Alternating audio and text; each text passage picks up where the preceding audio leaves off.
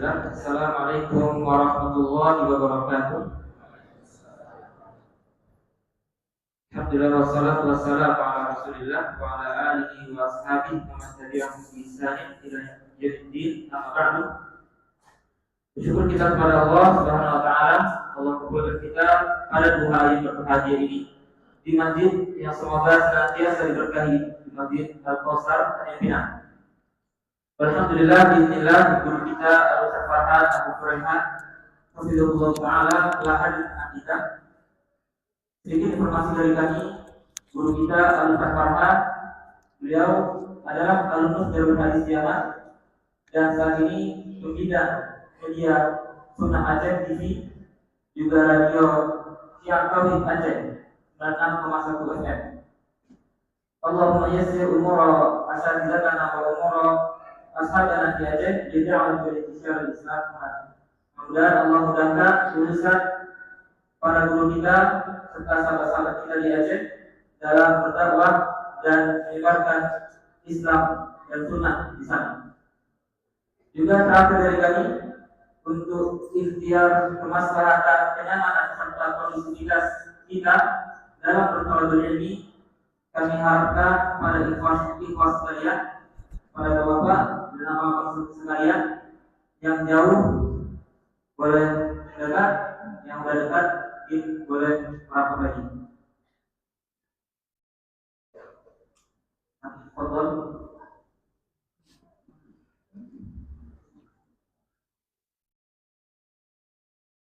Dan terakhir dari kami pada beberapa orang tua kami harapkan untuk dapat mengkondisikan putra putri kita selama kajian berlangsung. Kita jalan dari kami, jazakumullahu khairan, barakallahu fikum, wassalamualaikum warahmatullahi wabarakatuh. Ustaz, waktu dan tempat yang sama. Ada lontong, terlalu pendek, ada.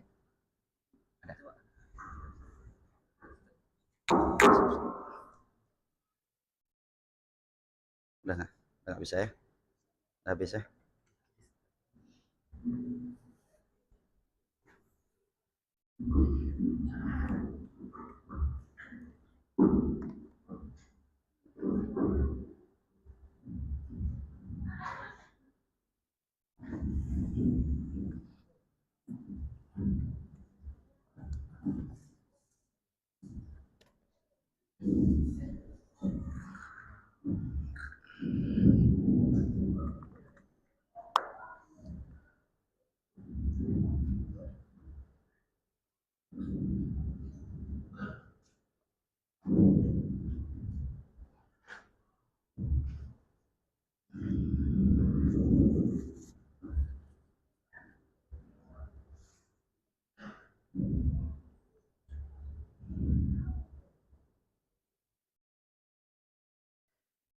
Bismillahirrahmanirrahim.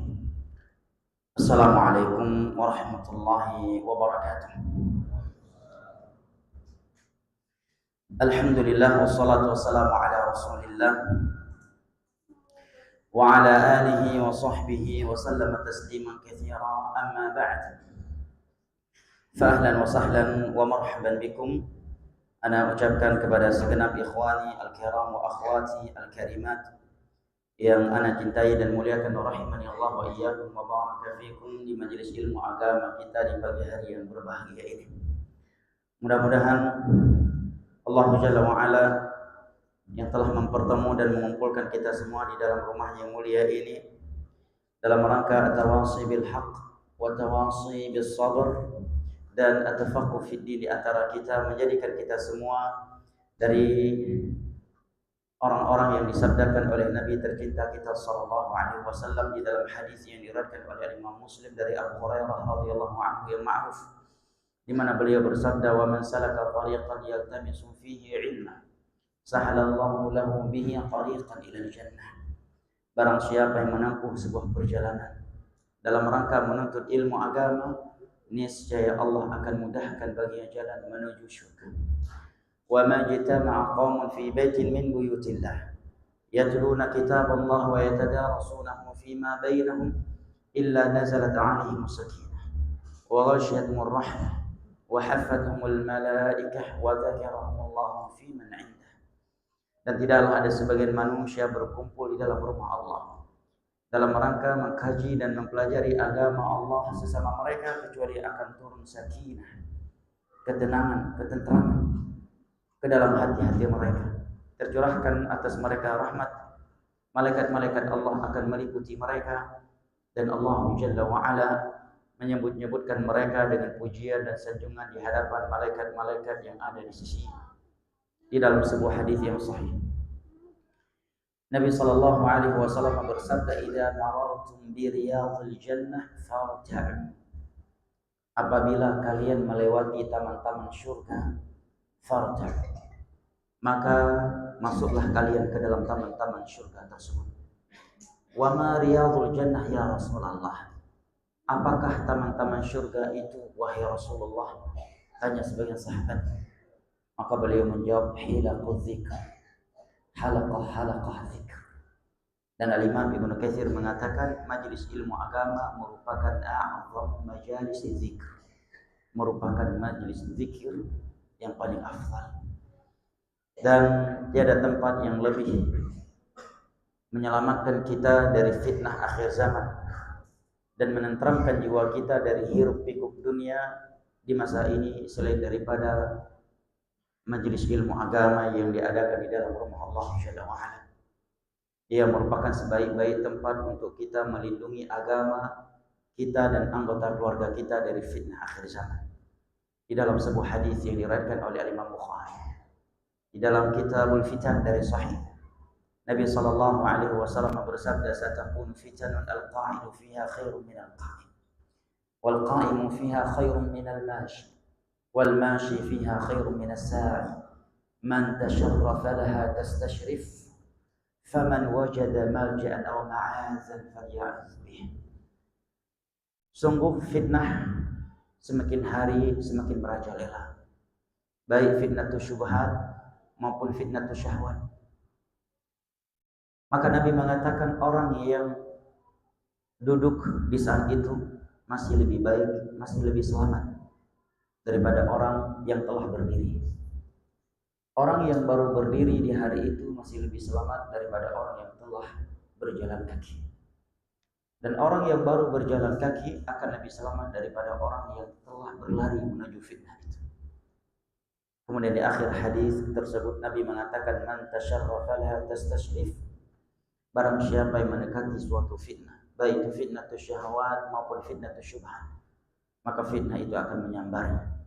Kemudian Nabi menyebutkan perintah yang hendaknya kita perhatikan kalau kita ingin selamat dari fitnah akhir zaman. Faman wajada malja'an aw ma'azan falya'uz bih. Barang siapa yang mendapatkan suatu tempat di mana di situ dia dapat melindungi agamanya, nikmat tauhid yang telah Allah anugerahkan untuknya, nikmat sunnah yang telah Allah berikan kepadanya, dan nikmat ketaatan yang telah Allah indahkan kehidupannya dengannya, maka hendaknya dia berlindung di dalamnya. Dan para ulama mengatakan majelis ilmu agama adalah sebaik-baik tempat berlindung dari fitnah akhir zaman. Jamaah yang dimuliakan Allah, insyaallah taala kita lanjutkan kembali kajian kita membaca kitab Asy-Syaikh Abdul Razak yang sebagiannya telah kita baca di kajian pada subuh tadi tentang atau 10 kaidah terkait al-istiqamah di atas agama Allah Jalla wa Ala. Pada pertemuan yang sebelumnya, Syekh telah menjelaskan kepada kita beberapa dalil dan juga tambahan dari beberapa dalil lain yang menerangkan kepada kita tentang pentingnya al-istiqamah dan janji Allah Jalla wa Ala bagi mereka yang mati dalam keadaan istiqamah. Berikut ini beliau menyebutkan al-qa'idatul ula, kaidah yang pertama. Al-istiqamatu minnatun ilahiyyatun wa hibatun rabbaniyah. Istiqamah itu merupakan minnah, anugerah ilahi, wa hibatun rabbaniyah, yang merupakan anugerah ilahi dan nikmat dari Allah Jalla wa Ala. Ketika beliau berbicara tentang 10 kaidah tentang istiqamah, dari hal-hal yang membantu kita untuk istiqamah di atas agama Allah, maka yang pertama kali beliau sebutkan adalah ini. Kenapa demikian jamaah yang dimuliakan Allah? Karena barang siapa yang menilai dan menganggap keistiqamahan itu adalah anugerah nikmat dari Allah Jalla wa'ala kepadanya, maka dia akan mensyukuri. Berbeda dengan orang yang tidak menganggap keistiqamahan itu sebagai nikmat dari Allah, maka seakan-akan dia tidak khawatir kalau kehilangannya. Bahkan sebagian orang berangan-angan kalau dia belum memilikinya. Nasallallahu alaihi wasallam. Terkhususnya para anak muda hari ini. Dia lupa bahwa Allah letakkan dia di atas tauhid, bukan di dalam syirik. Dia beribadah dengan sunnah, bukan dengan bid'ah. Allah jauhkan dia dari zina, dari khamar, dari judi dan berbagai maksiat lainnya yang menimpa keumuman anak muda hari ini. Dia nggak menganggap itu semuanya sebagai nikmat dan anugerah dari Allah Subhanahu wa Ta'ala. Sehingga dia tidak dekat dengan Allah kecuali ada unsur paksaan dari gurunya atau harus ada paksaan dari kedua orang tuanya. Maka tentunya berbeda dengan anak muda yang menganggap itu semuanya adalah anugerah dan nikmat dari Allah. Maka dimanapun dia berada, dia akan menjaganya. Dan kapanpun dia akan membawanya, baik ketika dia sedang di dalam pondok pesantren maupun ketika dia sudah keluar dari pondok pesantren, baik ketika dia berada di dalam rumah kedua orang tuanya maupun ketika dia sudah keluar dari rumah kedua orang tuanya, baik ketika ada orang yang mengajaknya maupun ketika keumuman manusia tidak mengajaknya. Dia akan terus berada di atas nilai-nilai keistiqomahan tersebut karena dia menganggap itu adalah nikmat dan anugerah yang Allah telah memuliakannya dengannya dan tidak Allah berikan kepada selainnya dari kebanyakan manusia. Kemudian di sini Syekh mengatakan, ففي آيات كثيرة من كتاب الله سبحانه وتعالى يضيف الله عز وجل إلى نفسه الهداية إلى صراطه المستقيم. Di dalam banyak ayat dari Al-Quranul Karim, Allah Jalla wa'ala menyandarkan hidayah kepada jalan yang lurus kepada dirinya Allah Jalla wa'ala. Artinya seseorang berada di dalam jalan Allah yang lurus, itu hidayah dari Allah dan anugerah darinya. Bayangkan jamaah, ada orang-orang yang sebagian mereka dahulu pernah merawat seorang nabi, membesarkan seorang nabi, menikahkan seorang nabi, membiayai dakwah seorang nabi, bahkan pasang badan untuk dakwah seorang nabi, tapi justru mati sebagai musyrik dan tidak mengikuti ajaran Abu Thalib. Menunjukkan hidayah itu milik Allah Subhanahu wa Ta'ala. Dia merawat nabi dari semenjak kecil, yang membesarkan nabi, yang menikahkan nabi, yang membiayai dakwah nabi, yang pasang badan untuk dakwah nabi. Karena dia fisik nabi nggak diganggu saat itu. Nabi cuma mendapatkan gangguan verbal ketika dia masih hidup. Nah, justru nggak dapat hidayah. Tetapi Khalid bin Walid, Abu Sufyan yang menjadi komandan-komandan perang kaum musyrikin di perang Uhud, dan sebab mereka sekian sahabat Nabi mati syahid dan gigi taring Nabi terpatah. Topi perang Nabi hancur dan besinya menancap di dalam pipi. Justru dapat hidayah. Umar bin Khattab, orang yang sangat keras terhadap kaum muslimin, bahkan di dalam sirah disebutkan saudari kandungnya pernah ditampar sampai berlumuran darah karena telah sesat mengikuti ajaran yang dibawa oleh Muhammad menurutnya. Kemudian dia keluar dengan pedangnya terhunus dan mencari di mana Muhammad saat itu. Diberitahukanlah kepadanya bahwa Muhammad yang sedang dia cari sedang berada di dalam sebuah rumah, di mana di dalam rumah tersebut ia mengajarkan ajarannya yang sesat kepada penduduk Mekah yang dikenal dengan Dar Al-Arqam ibnu Abil Arqam, tepatnya di bawah bukit Safa. Maka para sahabat Nabi SAW yang melihat Umar datang dengan pedangnya dan mencari Nabi SAW dalam keadaan marah, dan Umar adalah Umar sebelumnya. Bahkan sebagian sahabat ada yang mengatakan Umar akan masuk Islam kalau keledainya udah masuk Islam. Artinya bagi para sahabat nggak mungkin sosok Umar ini bisa dapat hidayah saking kerasnya Umar terhadap kaum muslimin. Saudari kandungnya sendiri tampar sampai mengeluarkan darah karena telah sesat menurutnya. Makanya sebagian para sahabat mengatakan Umar akan masuk Islam kalau keledainya Umar udah masuk Islam katanya. Justru masuk Islam di saat dia dengan pedangnya terhunus dan mencari Nabi SAW karena marah yang telah menjadi sebab sesatnya saudari kandung. Nabi keluar dari rumah Al-Arqam Ibn Abil Arqam kemudian menarik baju Umar. Ditarik oleh Nabi dan dibentak oleh Nabi.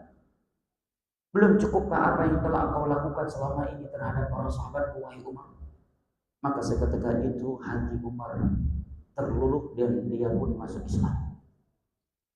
Sebagian ulama sirah menyebutkan dia mulai luluh hatinya tatkala dia dibacakan kepadanya Taha ma anzalna 'alaikal Qur'ana litashqa. Taha, kami tidak menurunkan Al-Qur'an untuk mencelakakan engkau. Ia mengatakan belum pernah seumur hidupku hatiku bisa seluluh hari itu. Dan aku tidak pernah dibentak oleh seseorang dan membuat aku takut dan menjadi luluh karena bentakannya kecuali di hari itu. Hidayah. Nah, Abu Lahab satu darah dan satu nasab. Orang yang bahagia dan gembira ketika lahir ketika Nabi SAW lahir. Justru termasuk orang yang paling memusuhi Nabi bersama istrinya. Sampai-sampai turun satu surat khusus untuk Abu Lahab dan istrinya. Tetapi Salman Al-Farisi yang tidak ada hubungan nasab dan kekeluargaan dengan Nabi SAW, tinggalnya bukan di Mekah, justru tinggalnya di luar bumi Arab dan dia bukan orang Arab dari Persia, justru dapat Islam setelah melewati berbagai rintangan dan cobaan. Dari seorang anak yang manja, dari keluarga besar yang kaya dan tokohnya Majusi, sampai menjadi budak miskin diperjualbelikan. Setelah itu semuanya beliau lalui, barulah Allah mempertemukan beliau dengan Nabi SAW. Nah, Wahsy eksekutornya Hamzah. Inilah orang yang mengeksekusi paman tercinta Nabi SAW, singanya Allah di padang Uhud.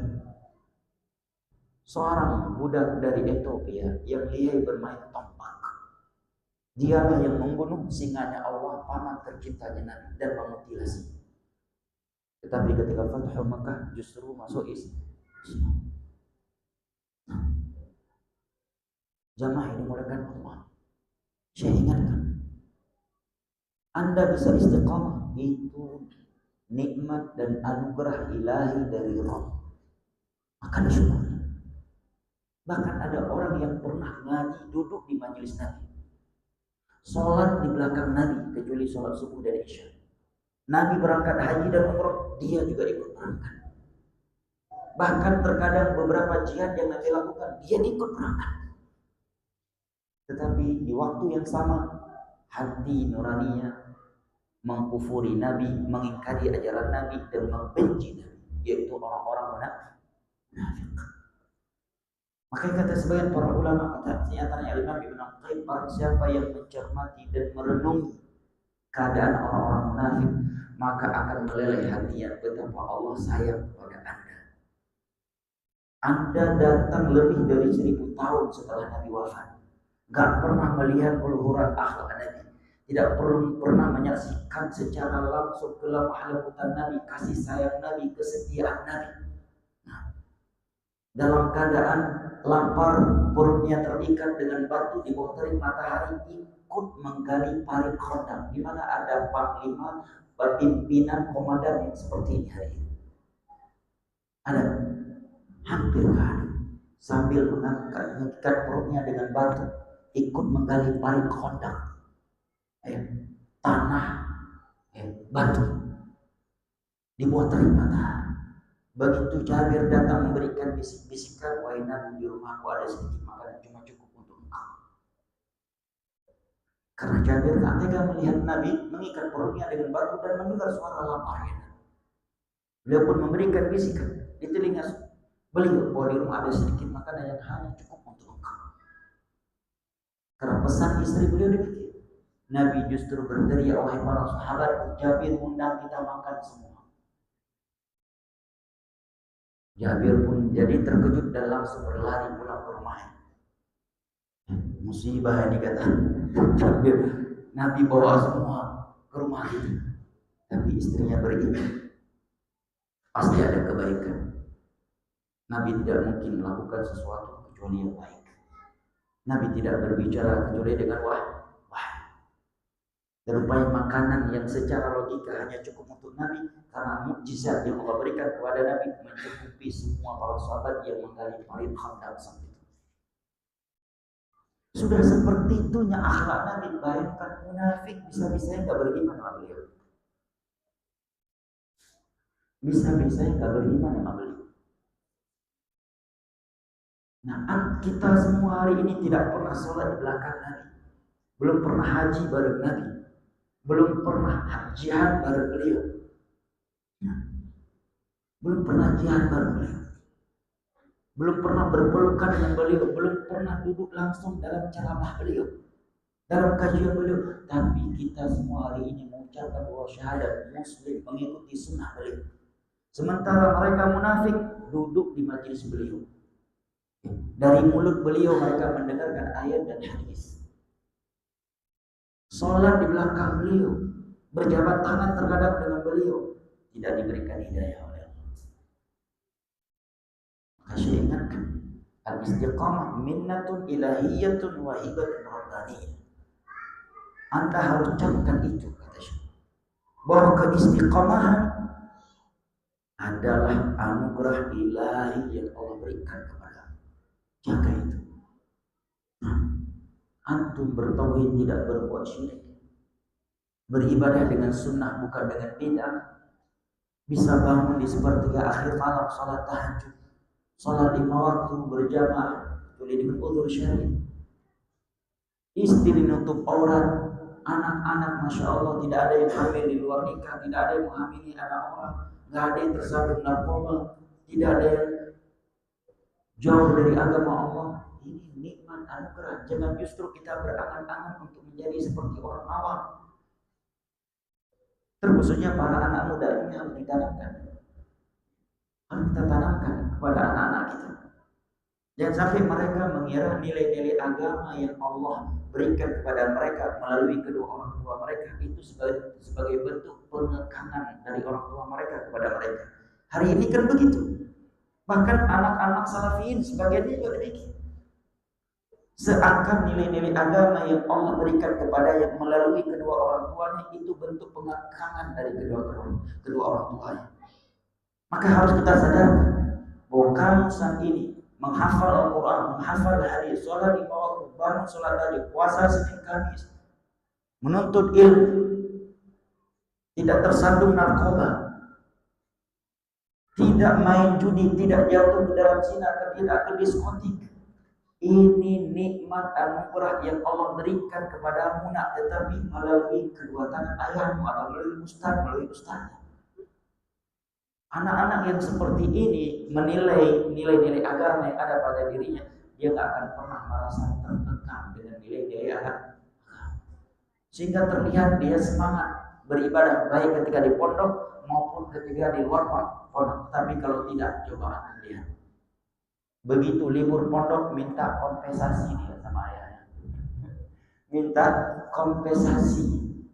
Kompensasi untuk tidak sholat berjamaah, kompensasi untuk tidak sholat tahajud, kompensasi untuk tidak baca Al-Quran, kompensasi untuk tidak puasa Senin Kamis pas liburan. Nah, kenapa prinsip ini tidak menajam sebagai mereka? Sebagian anak-anak kita hari ini semangat ibadah, sholat tahajud kalau lagi di pondok, libur pondok, tahajud pun libur. Seakan tahajud itu rutinitas pondok. Maka saya ingatkan teman, ini Anda istiqamah itu nikmat anugerah ilahi yang Allah berikan kepada Anda. Dia akan mendatangkan kebaikan dunia dan akhirat. Kemudian beliau membawakan beberapa ayat dari surat An-Nisa.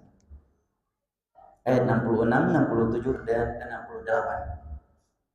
Allah berfirman, "Walau annahum fa'alu ma yu'aduna bihi lakana khairan lahum wa ashadda tathbita wa idzan la'atainahum min ladunna ajran 'azima wa lahadainahum siratan mustaqima." Dan seandainya mereka melakukan apa yang telah dinasihatkan kepada mereka dari perintah-perintah Allah dan Rasul, sungguh itu lebih baik untuk mereka dan akan lebih mengokohkan mereka. Allah di dalam ayat ini mengatakan bahwa saya melaksanakan perintah dan petunjuk agama itu lebih baik untuk agama kita, untuk dunia kita, alam barzah kita dan di akhirat nanti. Juga Allah mengatakan akan lebih mengokohkan kehidupan mereka, baik di dunia, di alam barzah dan di akhirat.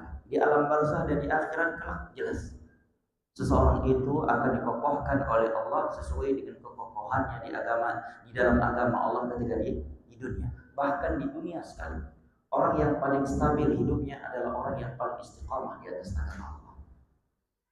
Orang yang tidak memiliki nilai-nilai agama di dalam kehidupan dunianya tidak akan pernah bahagia. Walaupun terlihat di media sosial, Masya Allah mereka bahagia, Masya Allah mereka sukses, tetapi ketahuilah mereka sendiri mengetahui akan kehampaan di dalam jiwa mereka, karena tidak ada yang nilai-nilai iman dan amal soleh dalam kehidupan mereka. Bahkan sebagian orang rumah tangga itu hanya status sosial di media sosial, hanya sekedar status sosial. Kalau ingin menghadap pimpinan, pulang ke rumah kapal pecah lagi. Nah, bahkan sebagian orang pisah ranjang tidur dengan pasangannya bertahun-tahun lamanya. Begitu ingin menghadap pimpinan terlihat romantis dan harmonis lagi. Begitu ada kepentingan politik di media sosial dengan publik terlihat harmonis dan romantis lagi. Padahal di rumah seperti kapal pecah rumah tangganya. Nah, karena memang Allah telah berfirman di dalam surat An-Nahl. Allah berfirman, "Man 'amila salihan min dzakarin aw untha wa huwa mu'min falanuhyiyannahu hayatan thayyibah wa lanajziyannahum ajrahum bi ahsani ma kanu ya'malun." Barang siapa yang beramal saleh. Dan suatu amalan dikatakan saleh apabila seseorang melakukannya dengan ikhlas dan sesuai dengan sunnah Nabi SAW. Dan dia beriman, maka benar-benar kami akan memberikannya kehidupan yang indah. Imam Ibnu Katsir ini mencakup semua sisi kehidupan yang indah di dunia, di alam barzah dan di akhirat. Makanya tanpa nilai-nilai iman dan amal saleh, nggak ada yang bisa bahagia di dunia ini. Kalaupun terlihat bahagia, kebahagiaan yang semu atau istidros atau palsu. Nah, bahkan ada bahasa yang lebih keras dari itu di dalam Al-Quran kepada orang-orang yang tidak beriman dan beramal saleh. Allah menyatakan ulaika kal-an'am bal hum adall. Mereka itu seperti binatang dan lebih sesat daripada binatang. Ini ayat Al-Quran. Kalau ini sekedar bahasa seorang khatib Jumat, kalau ini hanya sekedar dialek seorang ustaz di dalam ceramahnya, mungkin kita akan mengatakan kasar banget bahasanya, ya kan? Mungkin kita akan mengatakan nggak nyaman ikut ceramah beliau. Kenapa? Bahasanya terlalu kasar. Tetapi ini bahasa Al-Quran. Anak siapa ini jemaah? Ya, mungkin duduk sama orang tuanya dalam pangkuan yang lebih baik ya, biar lebih ini suasana. Barakallahu fik. Mana abinya nak? Abinya yang mana? Abi Safi, insyaallah. Duduk ya, biar dapat pahala ya. Duduk tenang, nanti habis kajian baru ngobrol lagi ya. Barakallahu fik. Ya. Bahasa Al-Quran tadi luar biasa kerasnya siapa? Mereka seperti binatang dan lebih sesat daripada binatang. Mungkin kalau kita nggak melihat ke realita, mungkin kayak ada sesuatu dalam hati kita, ya kan? Tapi coba antum keluar dari masjid ini, maka kita akan dapatkan kebenaran ayat Al-Quran. Ada sebagian manusia memang lebih sesat, lebih jorok, lebih buruk hidupnya daripada binatang. Jamaah, binatang buas sekalipun, harimau, tidak ada yang membuang bayinya, betul? Pernah mendapatkan harimau membuang bayinya? Bahkan buaya yang sudah di dalam air dikejar sama dia karena pernah membunuh bayinya. Tapi ada manusia udah capek-capek mengandung bayi 9 bulan, berlumuran darah melahirkannya, udah lahir dibuang ke tong sampah. Ada yang lebih sesat dari orang ini, ada yang lebih keras hatinya. Harimau aja nggak sekejam itu, tidak sebengis itu dengan anaknya. Ada di dunia binatang yang menjual kehormatan betinanya. Ada harimau yang antar betinanya ke hotel untuk diperjualbelikan kehormatannya dengan alasan demi bertahan hidup, Ustaz. Ada harimau yang seperti itu. Ada. Di dunia manusia ada. Di dunia binatang tidak ada yang LGBT. Kecuali satu binatang yang kotor dan menjijikkan. Tetapi di dunia manusia ada. Sebagian mereka bergelar profesor, sebagian mereka pejabat negara. Pejabat negara. Bayangkan. Padahal dalam Sahih Bukhari disebutkan di masa jahiliyah pernah ada kejadian seekor monyet membunuh monyet yang jantan lainnya karena telah menyentuh kehormatan betinanya. Tapi hari ini ada yang menganggap zina itu halal, padahal monyet di masa Abu Lahab saja jijik sama zina.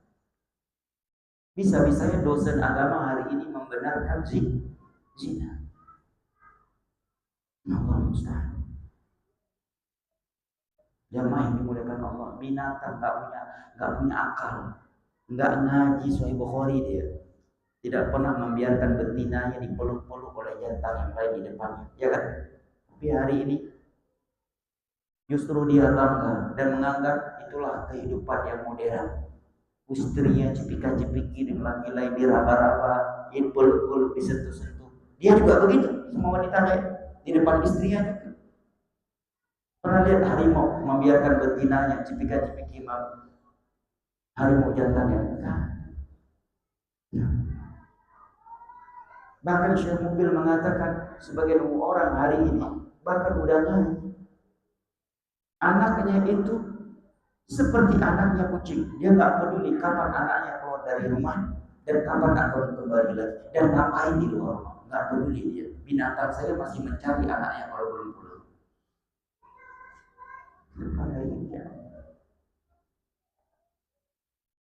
Sebagian orang punya anak tapi dia nggak tahu ini anak siapa yang lahir dari rahimnya. Saking seringnya dia berzina. Sampai dia nggak tahu ini anaknya si Asep atau anak siapa. Tapi segitu. Bahkan ada sebagian kasus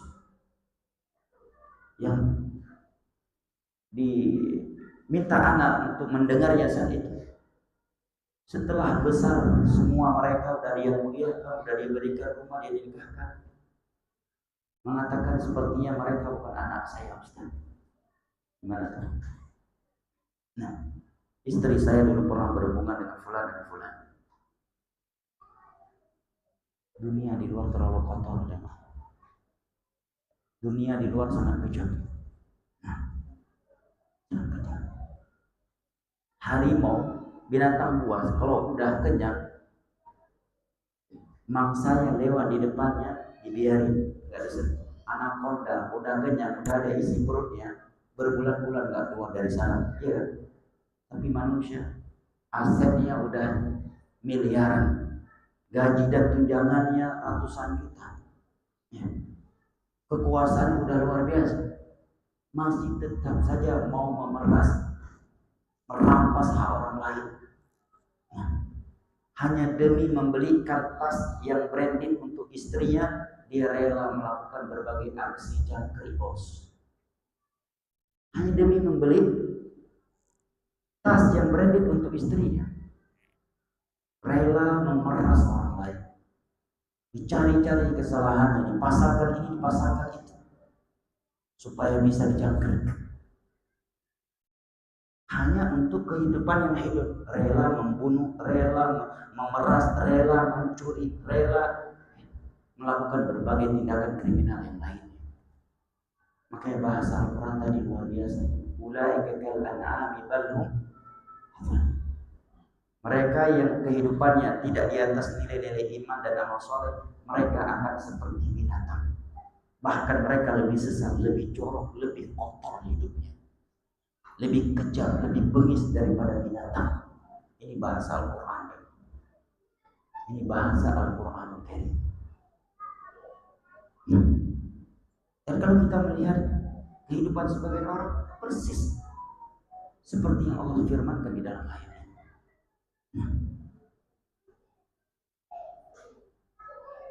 Pernah diceritakan oleh seorang dokter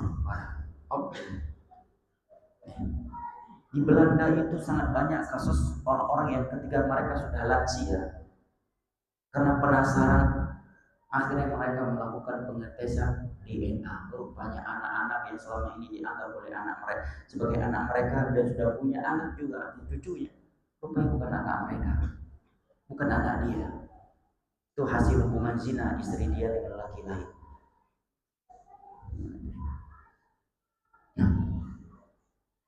Allah musta'an. Ulaika kal an'ami bal hum adall. Orang yang hidup tanpa nilai-nilai iman dan amal soleh akan seperti binatang. Bal hum adall, bahkan lebih sesat daripada binatang. Bahkan sebagian wanita jamaah, dia nggak memperkarakan lagi suaminya gonta-ganti perempuan, yang penting nggak poligami aja.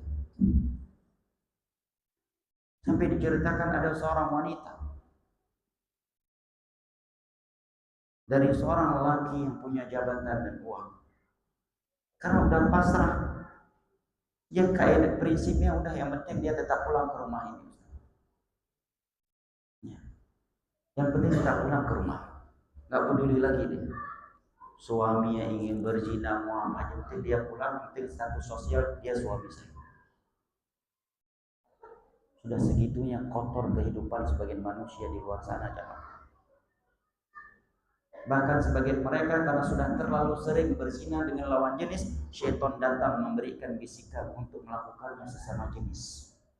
Terlihat rapi, bersih, berdasi, pejabat, pendidikan tinggi, rupanya tulang lunak, otaknya nggak waras.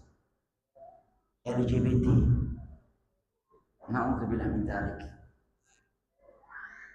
Ikhwani al-kiram wa akhwati al-karimat, maka saya ingatkan ya, Allah beliau ingatkan kita bahwa istiqamah yang kita miliki ya, itu adalah hidayah dan anugerah dari Allah Jalla wa Ala yang wajib kita syukuri.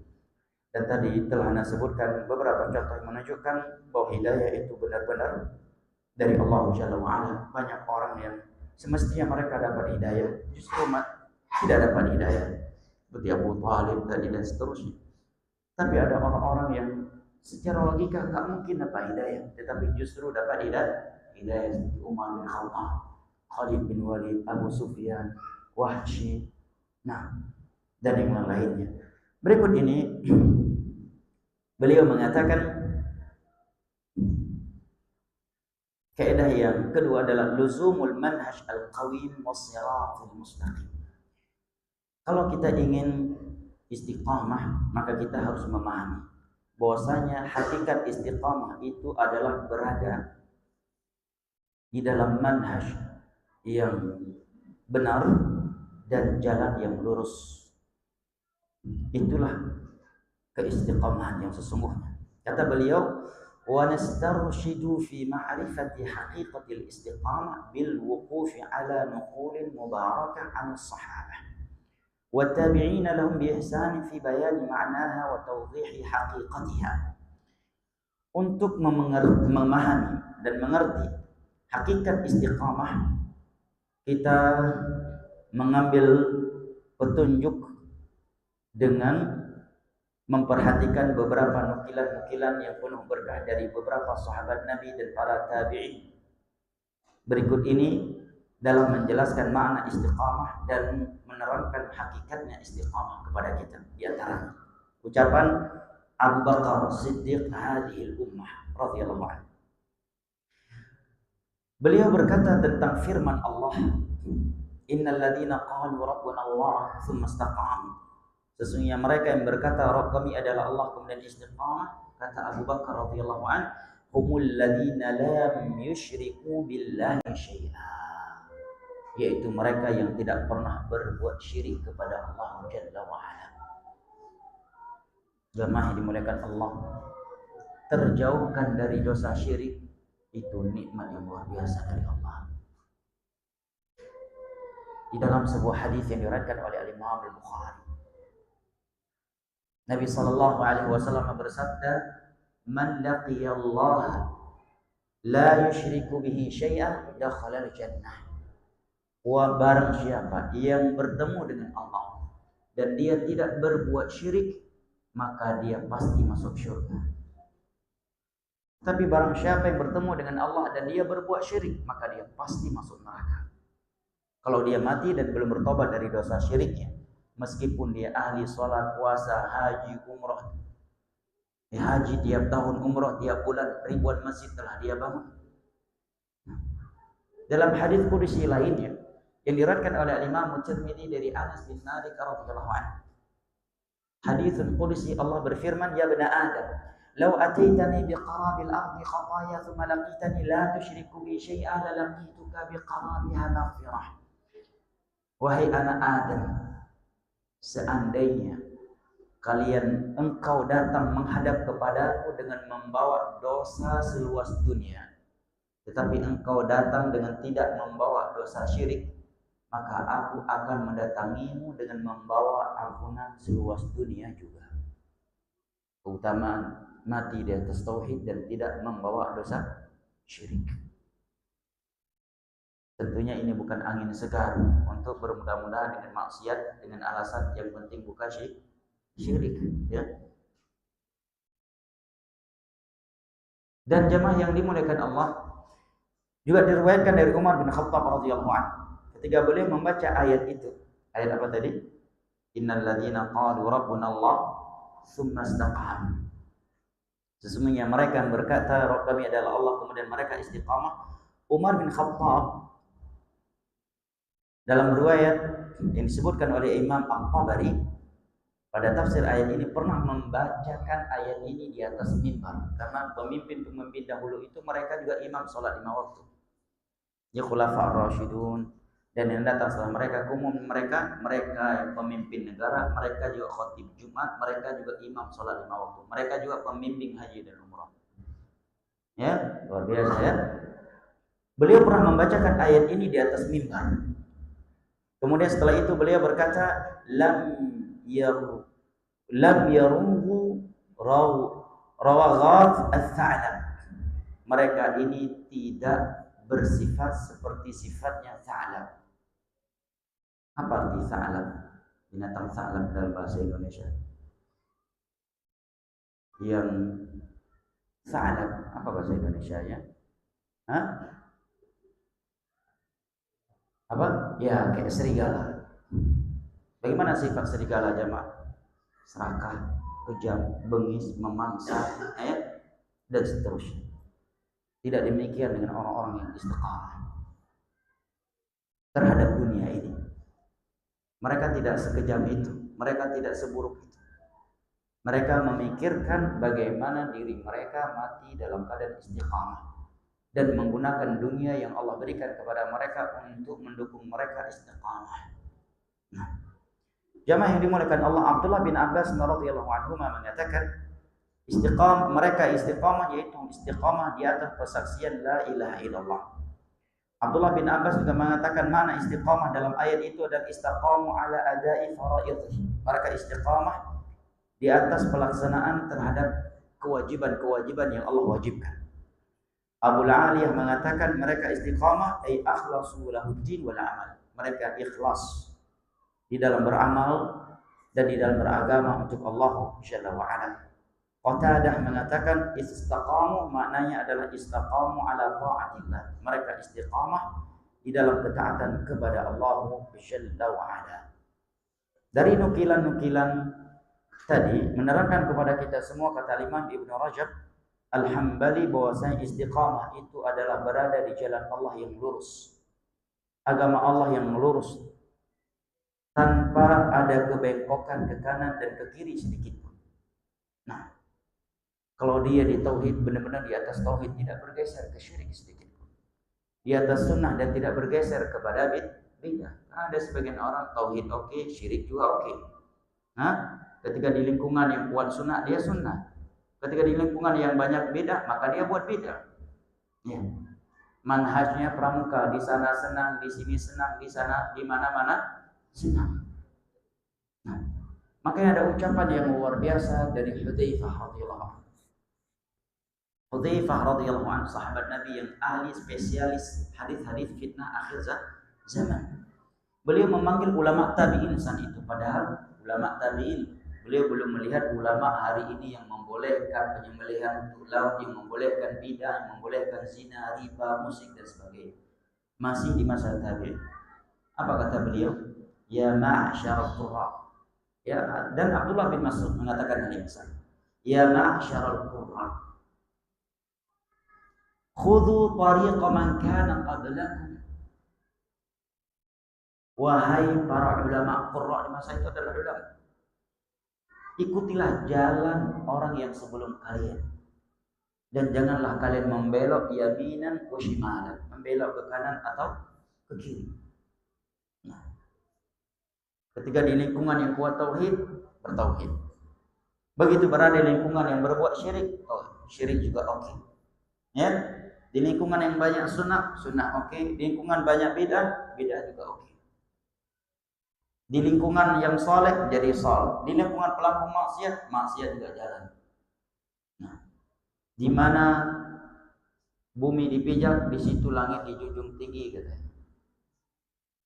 Bukan begitu prinsip di dalam Islam. Prinsip di dalam Islam, ittaqillaha haitsu ma kunt.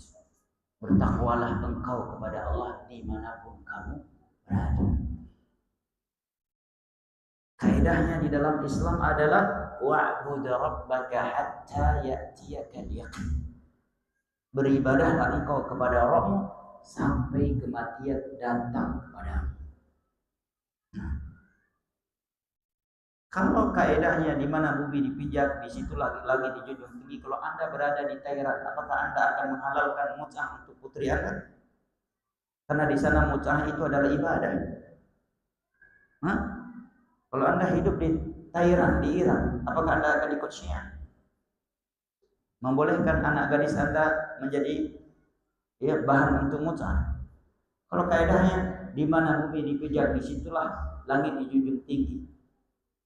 Di bumi Iran, Abu Bakar, Umar, Utsman, dikatakan dipersaksikan sebagai penghuni neraka. Di Bunda Aisyah kita dikatakan sebagai pelacur oleh mereka. Abu Hurairah tempatnya dalam neraka. Ucapan-ucapan mereka ada di kitab-kitab mereka, bahkan terdokumentasi secara digital di media sosial hari ini. Kalau kaidahnya di mana bumi dipijak, disitulah langit dijunjung tinggi, benar aja selama itu dalam perkara yang tidak melanggar agama. Tidak melanggar agama. Maka Al-Imam Ibnu Rajab menyimpulkan bahwa dari ucapan para salaf tadi, bahwa istiqamah yang hakiki itu adalah kita berada di dalam jalan Allah Jalla wa'ala, di dalam agama Allah Jalla wa'ala, di atas Al-Quran dan As-Sunnah dengan pemahaman para sahabat Nabi Sallallahu Alaihi Wasallam. Kemudian jamaah yang dimuliakan Allah, kaidah yang ketiga adalah aslul istiqamah, istiqamatul qalb. Kita harus memahami bahwasanya sumber keseluruhan istiqamah adalah istiqamah hati. Kalau hati belum istiqamah, jangan berharap mulut ini akan istiqamah. Kenapa mulut ini tidak istiqamah di dalam berzikir, baca Al-Quran, berkata-kata baik, justru suka kasar, suka ngomong yang gak jelas? menjadi lisan yang julid karena hatinya belum istiqamah dengan keikhlasan. Hatinya masih kotor dengan hasad, dengan ujub, sehingga keluar kata-kata yang menunjukkan dia julid, kata-kata yang menunjukkan hatinya penuh dengan kedengkian, dengan ujub dan sombong. Seluruh amalan yang eksternal nggak akan istiqamah kalau hati tidak istiqamah. Allah Jalla wa'ala menjelaskan hal ini melalui hadis Nabi kita SAW yang diriwayatkan oleh Imam Ahmad dari Anas bin Malik radhiyallahu anhu. Nabi bersabda, la yastaqimu imanu 'abdin hatta yastaqima qalbuhu. Iman seorang hamba tidak akan istiqamah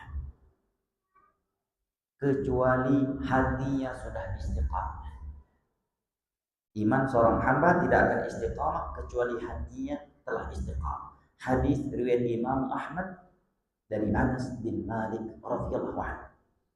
Nah, makanya Al-Hafidz Ibnu Rajab rahimahullah taala mengatakan, fa aslul istiqamati istiqamatul qalbi ala tauhid. Asal istiqamah, landasan utama istiqamah itu adalah istiqamahnya hati di atas tauhid kepada Allah, di atas rasa takut kepada Allah, merasa dikontrol oleh Allah, merasa selalu dilihat dan diketahui oleh Allah Jalla wa'ala. Makanya jamaah yang dimuliakan Allah, kalau kita ingin anak kita, diri kita istiqamah dan anak kita istiqamah, benarkan dulu hatinya. Bagaimana cara membenarkan hatinya? Tanamkan di dalam hatinya tawakal kepada Allah, untuk selalu cinta kepada Allah, selalu optimis kepada Allah, selalu takut kepada Allah, selalu merasa dikontrol dan dilihat oleh Allah. Coba jamaah buka surah Luqman. Di sana Luqman alaihi salam memberikan nasihat kepada anaknya yang umurnya belum balik. Sebagian ulama tafsir mengatakan umur anaknya 6 atau 7 tahun. Nah, dan ayat ini selalu menjadi dalil utama untuk materi pendidikan anak-anak. Setiap ulama kita berbicara tentang bagaimana cara mendidik anak, tidak ada yang lepas dari wasiat Luqman alaihissalam kepada anaknya yang Allah sebutkan di dalam surah Luqman. Apa yang Allah sebutkan di dalam surat tersebut? Luqman berkata setelah mengatakan jangan berbuat syirik, karena syirik itu adalah kezaliman yang sangat besar. Tauhid dulu kan? Tauhid dulu. Karena seburuk-buruknya orang yang bertauhid, insya Allah suatu saat dia akan kembali. Atau paling tidak dia mati tidak membawa dosa pembatal Islam. Setelah itu apa ucap Luqman kepada anaknya? Ya bunayya, innaha in takum mithqala habbatin min khardalin fatakun fi sakhra aw fi sama ya'ti biha Allah. Wahai anakku, seandainya kamu melakukan suatu maksiat, di dalam langit kamu melakukannya, atau di dalam batu, di dalam tanah, Allah mengetahui dan Allah akan menghisab engkau atas dosa yang kamu lakukan itu. Tanamkan rasa takut kepada Allah pada diri kita dan anak keturunan kita, karena hanya rasa takut kepada Allah yang akan mencegah seorang hamba untuk bermaksiat kepada Allah dimanapun dia berada. Makanya ada ayat dalam surat An-Nazi'at, wa amma man khafa maqama rabbih wa nahan nafsa 'anil hawa fa innal jannata hiyal ma'wa. Dan adapun orang yang selalu takut kepada Allah dan dia menahan hawa nafsunya, maka surga adalah tempat yang pasti untuknya. Allah mengatakan dia mampu melawan hawa nafsunya setelah Allah menyebutkan apa? Dia memiliki rasa takut kepada Allah. Sebagai contoh jemaah, anak kita, mampukah kita menjaga mereka untuk bertakwa kepada Allah selama 24 jam? Jangankan ketika mereka sudah keluar dari rumah kita, masih serumah dengan kita tidur di kamar, di dalam kamar bersama istri kita. Apakah kita bisa mengontrol apa yang ditonton oleh anak kita di dalam HP, di dalam iPad yang dia miliki di dalam kamarnya? Siapa yang bisa menghalangi dia untuk menonton film porno, untuk main judi online? Bahkan hari ini jualan sabu-sabu pun bisa secara online tanpa dia menyentuh barang itu, hanya sebagai agennya drop, ya, shopping. Ya. Dia bisa jualan barang-barang terlarang, dia bisa main judi online. Siapa yang bisa menghalangi dia? Jam 1 malam dia dengan HP-nya. Siapa yang bisa menghalangi dia dari itu semuanya? kalau bukan rasa takut kepada Allah yang telah kita tanamkan di dalam hati. Hanya itu yang bisa menghalangi. Apalagi kalau dia udah keluar rumah. Antum tinggal di Tanjung Pinang, anak antum kuliah di Bandung, di Jakarta, di Jogja, kuliah di Amerika, kuliah di Singapura, kuliah di Malaysia. Siapa yang bisa menghalangi mereka dari zina, dari minum khamar, dari diskotik? Siapa yang bisa memerintahkan mereka untuk tetap sholat 5 waktu, untuk bangun sholat tahajud, untuk sering baca Al-Quran? Siapa yang bisa memerintahkan mereka untuk itu semuanya? Kalau bukan hati mereka yang bertauhid kepada Allah, yang selalu bertakwa kepada Allah, yang selalu merasa dikontrol dan dilihat. Tanpa ada rasa takut kepada Allah, jamaah, di depan Ka'bah orang berani nyopet. Ya, antum kira di depan Ka'bah nggak ada pencopet? Makanya ada intel khusus dari kerajaan yang memang mencari orang-orang yang suka nyopet. Di Mekah, di tanah suci, ada yang berani berzina, ada yang berani menipu puluhan miliar, bukan cuma 1, 2, 3, 4 miliar, puluhan miliar.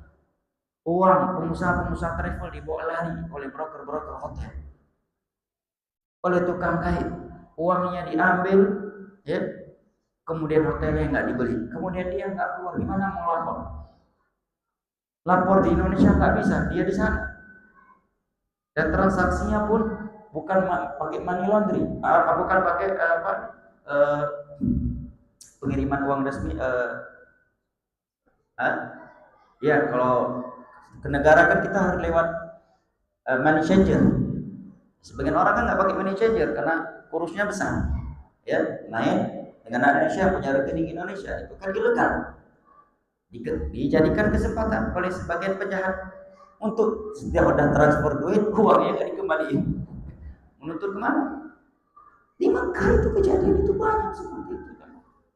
Tetapi di waktu yang sama mungkin ada orang tinggal di Amerika, pintu zina terbuka di depannya, bebas dia bawa masuk keluar perempuan ke rumahnya, tetangga nggak akan memperkarakannya karena demokrasi kebebasan, tetapi dia tidak berani melakukannya karena merasa dikontrol oleh Allah. Nah, ada orang sekolah dari S1 sampai S3 sebagai anak muda di Inggris, di Amerika, tetapi nggak pernah jatuh ke dalam zina. Ini tinggal di Tanjung Pinang bisa jatuh ke zina. Nah, tinggal di Mekah bisa jatuh ke zina. Tinggal di Madinah bisa jatuh ke zina. Apa sebabnya itu semuanya? Itu semuanya berkaitan dengan istiqomahan hati. Istiqomahan hati.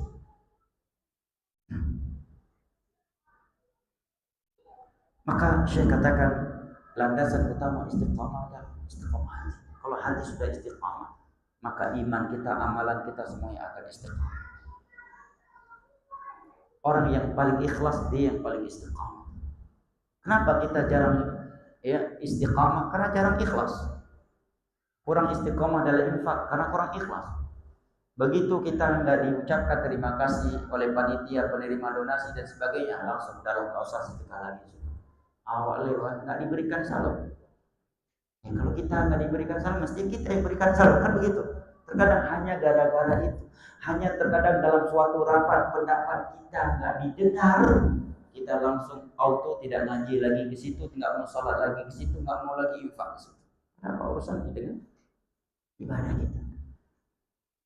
Hati ya, hati yang istiqamah dengan ikhlas, tawakal kepada Allah, cinta, harap, optimis, takut kepada Allah adalah orang yang paling istiqamah. Nah, adalah orang yang paling istiqamah. Seperti yang Anda sebutkan tadi, ada yang tinggal di Mekah, Pak, masih di dalam tanah suci, berani mencuri, berani menipu, jualan rokok, ya, untuk jamaah umroh. Jamaah umrohnya ditakut-takutin pas berangkat, jangan bawa rokok, bahaya. Di sana nanti kena pasal, di penjara. Supaya biar jamaah nggak punya stok rokok di sana. Gainnya yang bawa, jualan setelah itu ke jamaah umroh ya. Nah, ada yang jatuh zina di tanah suci. Tapi ada orang besarnya di Amerika nggak pernah jatuh ke zina karena takut kepada Allah Subhanahu wa taala. Allah musta'an. Ikhwani al-kiram wa akhwati al-karimat, rahimani Allah wa iyyakum wa baraka fikum. Makanya Nabi selalu berdoa, Allahumma ati nafsi taqwaha wa zakkiha anta khairu man zakkaha anta waliyuha wa maulaha. Ya Allah, bersihkanlah hatiku. Engkaulah sebaik-baik pembersih hati. Berikanlah ketakwaan yang sesungguhnya untuk hati ini. Engkaulah tempat hati ini bergantung dan engkaulah yang mengatur hati ini. Kemudian jamaah yang dimuliakan Allah, kaidah yang ke berapa? Keempat adalah al-istiqamah al-maqlubah min al-'abd as-sadat fa in lam yaqdir fal muqarabah. Istiqamah itu kita dituntut untuk benar-benar benar. Kalaupun tidak mampu benar 100%, paling tidak mendekati kebenaran. Nah, karena tidak ada yang sempurna. Contohnya, di dalam hadis yang diriwayatkan oleh Imam Bukhari dari Abu Hurairah, Nabi mengatakan innad dina yusr. Agama ini mudah. Wa la yushadda dina ahadun illa ghalabah. Dan tidak ada orang yang memberat-beratkan diri dalam agama ini, ekstrem dalam beragama, kecuali ujung-ujungnya dia akan KO. Ujung-ujungnya dia akan KO.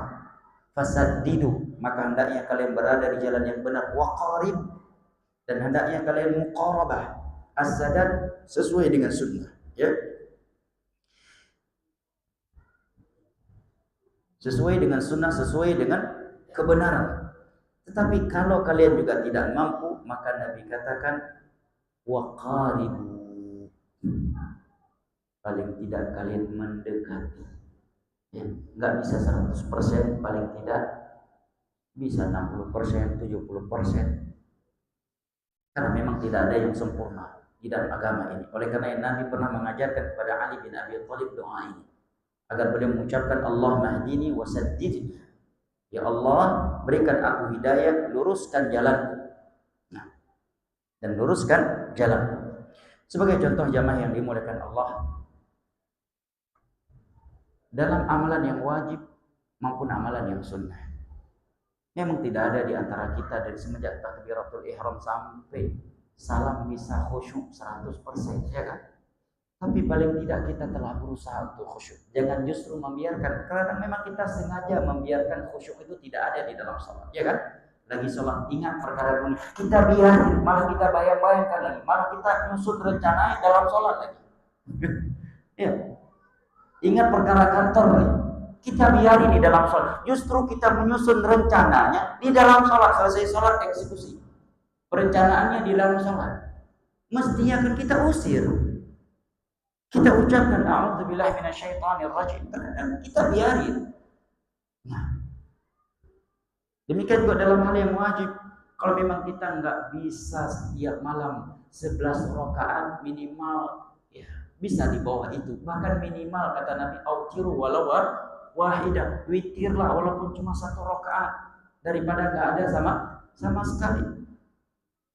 Kira-kira kita nggak bisa istiqamah di sepertiga akhir malam setiap malam, maka paling tidak setiap malam kita sholat malam walaupun sebelum tidur. Sebagaimana itu wasiat Nabi kepada Abu Dzar dan Abu Hurairah radhiyallahu anhum.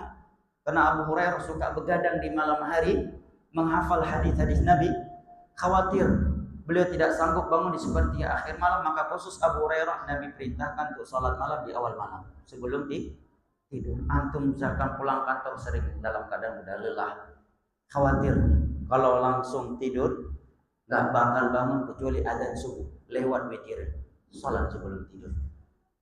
Kalau kita tahu diri kita lemah banget di iman, kalau udah pulang pasti tidur, paling tidak selesai sholat isya di masjid, sebelum pulang sholat dulu deh 3 rakaat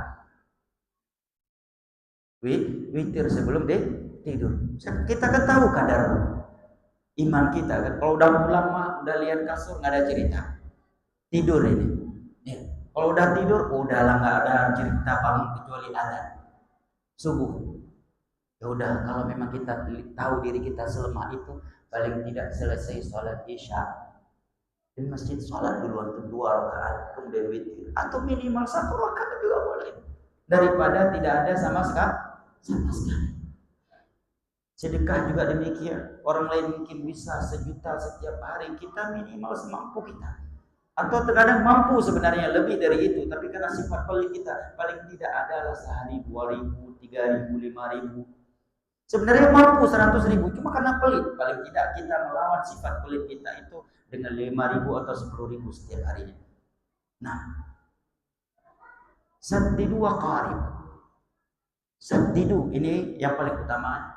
100% benar, 100% dia di atas kebaikan. Tapi nggak ada yang mampu seperti itu kecuali manusia-manusia pilihan. Maka Nabi berikan perintah nih wa qarib, mendekati. Paling tidak mendekati. Ya, nggak bisa 11 rakaat setiap malam, paling tidak bisa beberapa rakaat. Nggak bisa 11 rakaat turun 9 rakaat, turun lagi. Kalau memang nggak sanggup juga turun menjadi 7 rakaat. Rupanya nggak mampu juga, bukan nggak mampu sih, malas ya. Turun menjadi 5 rakaat. Kalau memang nggak, daripada nggak ada sama sekali, turun menjadi 3 rakaat, dan paling nihil ya 1 rakaat. Dia biarkan sama sekali tidak sholat. Karena Nabi sebutkan orang yang bangun nggak sholat malam, syaitan telah kencing di hidungnya, ya kan? Masa kita mau setiap malam dikencingi oleh syaitan? Nah, wa qarib, mendekati. Nah, mungkin kita nggak punya waktu seperti sebagian teman-teman kita di dalam memberikan cinta kasih sayang kepada istri dan anak-anak kita. Paling tidak begitu ada waktu kita berikan kepada mereka. Bukan justru sebagian orang begitu ada waktu dia pikirkan goes sama kawan-kawannya. Padahal semingguan dia nggak punya waktu sama istri dan anak-anaknya. Begitu weekend dia main sepeda dari pagi sampai sore sama kawan-kawannya. Iya, sebagian orang begitu. Padahal dari Senin sampai Jumat waktu dia terkuras untuk pekerjaannya. Pergi pagi pulang malam. Nggak ada waktu bercengkrama, bersendagurau dengan istri dan anak-anaknya. Begitu weekend, ya, ada waktu libur, dia gunakan untuk main sepeda dari pagi sampai sore dengan kawannya. Ya. Dan seterusnya. Saddidu wa qarib. Nah, beradalah di atas kebenaran wa qarib, dan mendekatilah. Berusaha sedekat mungkin dengan kebenaran, dengan kebaikan. Nah, demikian juga baca Al-Quran jamaah. Daripada tidak ada sama sekali, paling tidak adalah 1 halaman. Saya kira sesibuk-sibuknya kita muslim hari ini nggak ada nih, nggak punya waktu untuk membaca 1 halaman Al-Quran, ya kan? 1 halaman Al-Quran kurang lebih 15 baris ya. 15 baris. Ya. Dan rata-rata 30 ayat. 1 baris Al-Quran insya Allah nggak sampai 1 menit ya. Ya, antum bisa baca nggak sampai 1 menit. 1 halaman insya Allah nggak sampai 5 menit. Masa nggak punya waktu 5 menit dalam 24 jam untuk baca Al-Quran? Sesibuk itukah kita? Sesibuk itukah kita? Minimal 1 halaman. Oh, seandainya kita tahu diri kita, kalau udah selesai sholat subuh pasti lupa, pasti sibuk. Sebelum sholat subuh, antara adzan dan iqamah sholat subuh, baca 1 halaman minimal, ya kan? Siapa yang nggak punya waktu baca 1 halaman Al-Quran setiap hari jemaah? Nggak ada yang nggak mampu, cuma masalahnya nggak mau. Nah, Nabi mengatakan saddidu, beradalah dia dalam kebenaran. Wa qaribu, dan berusaha sedekat mungkin dengan kebenaran. Abu Hurairah tadi memang nggak sholat tahajud seperti di akhir malam, seperti keumuman sahabat, tapi beliau tetap sholat walaupun di awal malam sebelum tidur, walaupun waktu paling afdal adalah di sepertiga akhir malam, daripada nggak ada, lebih baik ada, kan begitu. Wa qaribu. Nah, berusahalah sedekat mungkin dengan kebenaran. Demikian juga kajian. Memang nggak semua kita bisa ikut kajian setiap hari. Sahabat pun nggak setiap hari ada yang bisa ikut kajian. Ya. Coba antum bayangkan para sahabat yang berprofesi sebagai nelayan. Berminggu-minggu mereka nggak jumpa Nabi, nggak sholat berjamaah karena cari nafkah di tengah laut, dan itu adalah ibadah. Apa buktinya?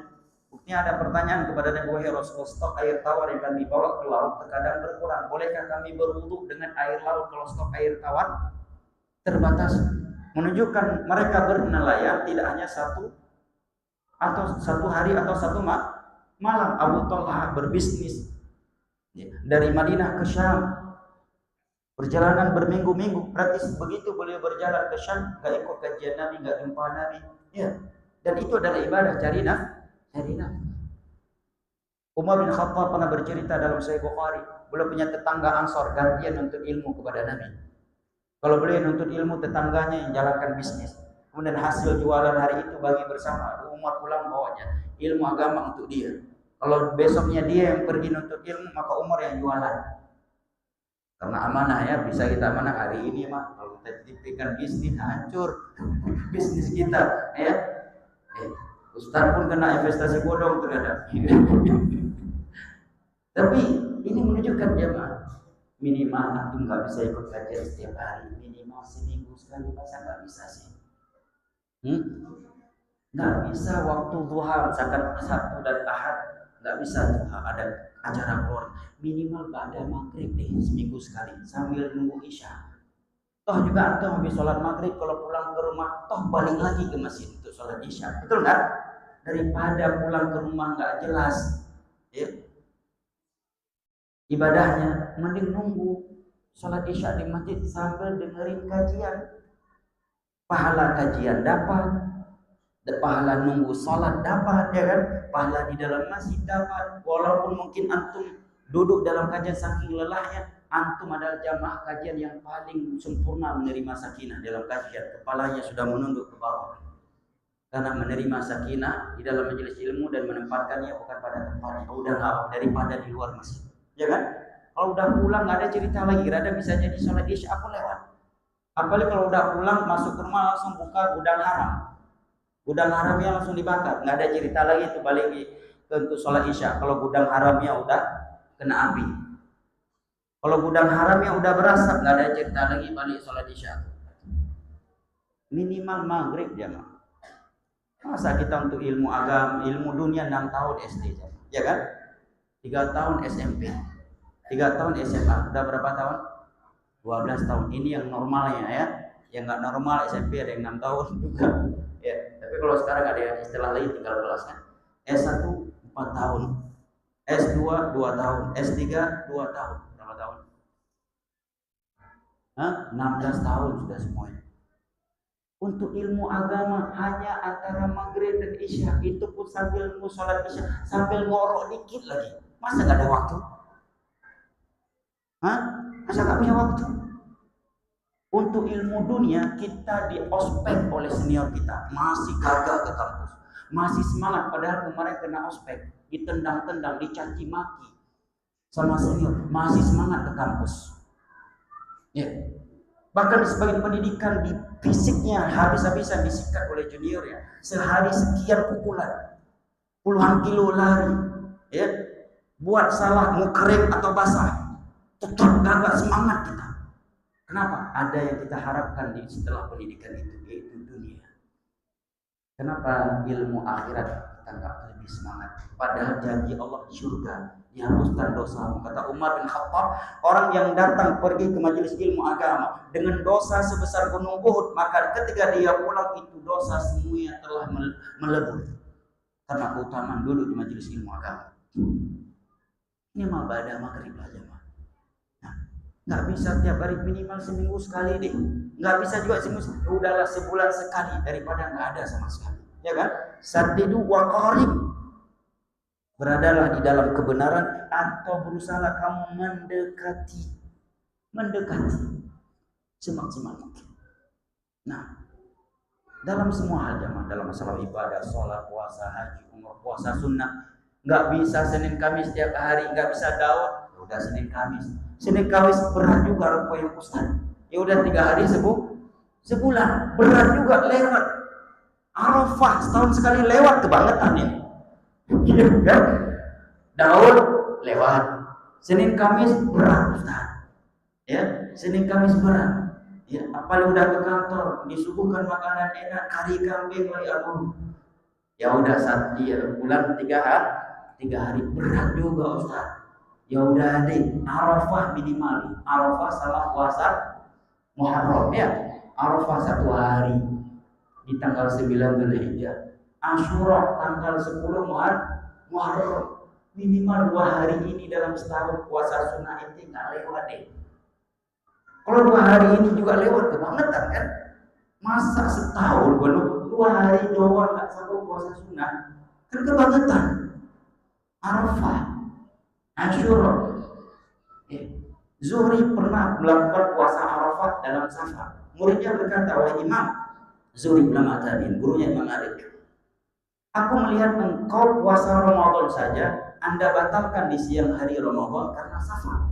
Puasa Arafah yang hukum sunnah, yang hukumnya sunnah, justru Anda lakukan di dalam safar. Apa kata beliau? Kalau Ramadan ada waktu lain untuk menggantikannya. Allah berikan space waktu untuk mengqadha. Tapi kalau Arafah lewat, nggak bisa diqadha lagi. Muharram lewat, nggak bisa diqadha lagi. Demikian juga sholat sunnah rawatib. Ya, kalau nggak bisa sempurna minimal yang 12 rakaatnya yang Nabi janjikan dengan sebuah rumah di dalam surga yang melakukannya. Ya, 4 rakaat qabliyah zuhur, 2 rakaat ba'diyah zuhur, 2 rakaat ba'diyah isya, 2 rakaat ba'diyah maghrib, 2 rakaat qabliyah subuh. Kalau memang yang lain nggak bisa disiplin, atau kalau ini juga nggak bisa, minimalnya jangan sampai lewat 2 rakaat qabliyah subuh. Yang Nabi katakan lebih baik daripada dunia beserta isinya. Ini rawatib, semua rawatib Nabi gak meninggalkannya ketika mungkin. Bahkan kalau sakit, ada tamu, Nabi pernah mengqadha ba'diyah zuhur setelah sholat asar. Beliau melakukan ba'diyah zuhur karena gak sempat melakukannya ba'da zuhur tadi karena ada tamu yang harus beliau jamu. Tapi ketika beliau safar, semua rawatib ini beliau tinggalkan. Tidak beliau lakukan kecuali qabliyah subuh, baik safar umrah, safar haji atau safar yang lain. Nah, minimal kita qabliyah subuh jamaah. Azan jamaah. Ya Allah, baru masuk kajian udah azan ya? Belum? Oh belum. Baik, ini penting jamaah ya. Ini penting. Tanamkan kepada anak istri kita. Bahkan buat jadwal untuk istri. Karena istrinya harus kita tegaskan jamaah. Pintar kadang istri kita ini punya syubhat ya Pak. Apa syubhatnya? Bang, istri gak usah terlalu banyak dituntut ibadah. Di Nabi udah bilang, kalau kamu berpuasa tiap Ramadan, taat kepada suami, apalagi menjaga kehormatanmu, menjaga sholatmu waktu, akan dikatakan kepada kami kaum wanita, masuklah kamu ke dalam surga dari pintu mana saja yang kamu cintai. Walaupun kami nggak puasa Senin, kami nggak puasa Arafah, nggak puasa Muharram, nggak jalan nggak ikut kajian. Yang penting kami menjaga 4 ini. Insya Allah akan masuk surga dari pintu surga mana saja yang kami kehendaki. Ini kadang syubhat buat akhwat salafiyat ini yang udah lama ngaji, saking tingginya ilmunya sampai seperti itu. Iya, sebagai ikhwan curhat Ustaz Isbiana kalau diajak kajian, suruh sering baca Al-Quran, sesekali puasa sunnah lah, sholat tahajud lah, bang sholat lah tahajud walaupun cuma 3 rakaat. Seringkali keluar darinya ini. Apabila dia menjaga sholat 5 waktunya, menjaga puasa Ramadannya, menjaga kehormatannya, taat kepada suaminya, akan dikatakan kepada kami kaum wanita, wahai suamiku, masuklah kalian ke dalam surga dari pintu surga mana saja. Walaupun nggak tahajud, abang lah laki-laki yang harus tahajud. Ya abang banyak-banyak kajian lah. Kami kaum wanita seperti perkara istiqomah, alhamdulillah. Ini lah istri-istri Nabi menjaga 4 perkara itu, tapi Sayyidina Nabi saking semangatnya sholat malam sampai-sampai belum mengikat tali antara 2 tiang Masjid Nabawi kan. Begitu ngantuk beliau ya menyandar ke tali itu sampai Nabi datang dicabut itu tadi, kemudian Nabi mengatakan yusalli ahadukum nasyaqah. Hendaknya salah satu di antara kalian sholat sesemangatnya. Kalau lagi ngantuk kan istirahat tidur yang dia paksa menunjukkan semangatnya. Zainab juga duduk setelah subuh sampai syuruh berzikir kepada Allah Subhanahu wa ta'ala. Aisyah, ummahat al-mukminin lainnya, semuanya wanita-wanita yang menjaga sholat malam dan mereka menghafal hadis tadi. Nah, baik jamaah yang dimuliakan Allah, kaidah yang ke-5, bahwa istiqamah itu tata'allaq bil aqwal wal af'al wal niyat. Istiqamah itu berkaitan dengan ucapan, perbuatan dan juga dengan niat. Dalam semua hal itu kita harus istiqamah kepada Allah Subhanahu wa ta'ala. Karena sebagaimana perbuatan dan ucapan, hati juga akan ditanya oleh Allah. Ya, sebagaimana hati akan ditanya oleh Allah, ucapan yang kita keluarkan juga akan dihisab oleh Allah. Saya kira semua jamaah pernah mendengar hadis Nabi yang diriwayatkan oleh Imam Al-Bukhari, wa inna al-'abda yatakallamu bi kalimatin la yulqina bala yalqi biha fi nar jahannam 70 khalifah. Terkadang seorang hamba mengeluarkan sebuah ucapan yang dia anggap itu ucapan sepele, Rupanya ucapan itu dapat menjerumuskan dia ke dalam neraka Allah yang perjalanan ke bawahnya membutuhkan waktu 70 tahun. Nah, coba ucapan kita anggap biasa. Dusta misalkan, ya, dalam bercanda dosa besar. Antum bercanda dusta itu lebih besar dosanya daripada ente cukur jenggot. Itu dosa besar, dusta itu. Kalau dalam bercanda, nah, menggibah, sumpah dengan selain nama Allah. Nah, maka jamaah yang dimuliakan Allah, seorang muwahhid hendaknya menjaga lisannya. Hari ini sangat menyedihkan, banyak orang terlihat menuntut ilmu, ya bahkan sebagian orang terlihat sebagai ustaz dan sebagainya, tetapi bahasa dia ketika menyindir menasihati orang lain jauh dari kata adab, jauh dari sopan santun, ya lebih kepada nyir atau nyinyir, ya lebih dekat kepada kata nyinyir. Bahasa-bahasa yang dia pakai mengesankan dia sudah memvonis hati orang yang sedang dia nasihati, tidak ikhlas dan sebagainya. Tapi lihat para ulama ketika memberikan nasihat soft nasihat. Nah, dan setelah menasihati mereka selesai, tidak mengontrol yang dinasihat sudah diamalkan atau belum, bagaimana objek dan sebagainya. Maka yang suasana di sebuah negara yang banyak ulamanya itu lebih tenang dan tentram untuk para penuntut ilmu agama. Nah, dan lebih sedikit jumlah komentar di kolom-kolom komentar media sosial. Tapi begitu kita ke Konoha, satu video klip komentarnya bisa 1000-an. Bahkan ada yang komentar padahal dia belum selesai nonton videonya. Nah, padahal dia tadi terlihat di masjid kajian, begitu dia di media sosial bahasanya luar biasa, julidnya luar biasa, seakan bukan dia kita lihat di saat pertama pada sholat berjamaah tadi. Seakan bukan dia kita lihat bercadar pakai hijab ketika melihat bahasa dia di media sosial. Maka sebagian ulama mengatakan man kataba syai'an faqad harrafa. Barang siapa yang menuliskan suatu tulisan, dia telah mempertontonkan kadar akalnya. Akal seseorang bisa kita lihat dari bahasa dia ketika menulis, bagaimana ketika dia berbahasa, ketika berbicara.